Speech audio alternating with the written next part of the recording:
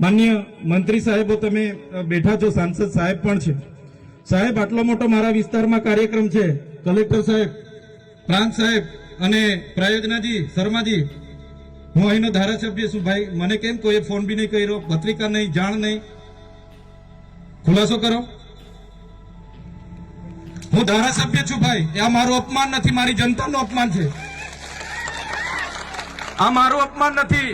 મને કોઈ કાર્યક્રમનો મોહતાજ નથી. મને પત્રિકામાં નામ આવે, મારી તકતીમાં નામ આવે તો જ ચૈતર વસાવા આવે એવું નથી. ચૈતર વસાવા નામ માટે હું નથી આવતો. મારા જનતાને મારા સરપંચે કીધું કે આટલો મોટો કાર્યક્રમ છે શિક્ષણનો, સાહેબ તમારે આવવું પડશે, એટલે મેં આવ્યો છું. અને કલેક્ટર સાહેબ, તમારી જવાબદારી છે, તમે વહીવટ છો, તમે મને ફોન કરીને જણાવો ને કાર્યક્રમ છે. મંત્રી સાહેબ ગાંધીનગર થી આવે છે, કઈ તકલીફ છે અમારાથી તમને? પ્રાયોજનાજી, શર્માજી, તકલીફ है आपको? તો કેમ ભાઈ તમે અમને જાણ નથી કરતા? કેમ આમંત્રણ નથી આપતા? તમારા મનમાં ધુમાડો હોય તો કાઢી નાખજો ભાઈ. બરાબર છે, જનતાના ટેક્સના પગારે આપણે બધા છે. આ જનતાના ટેક્સનો પગાર મને પણ મળે છે, તમને પણ. કલેક્ટર થી તલાટી થી લઈને કલેક્ટર સુધીના બધા તમે નોકર છો, અમે બધા સેવક છે.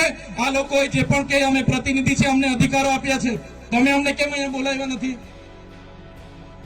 ના સાહેબ, અમારે વિદ્યાર્થીઓ અમે કેવું પડે છે. અમને કઈ તમે દર વખતે ચિત્તામાં કીધું, દર વખતે આ જ પ્રશ્ન ઉભો કરો છો, દર વખતે આ જ પ્રશ્ન ઉભો કરો છો.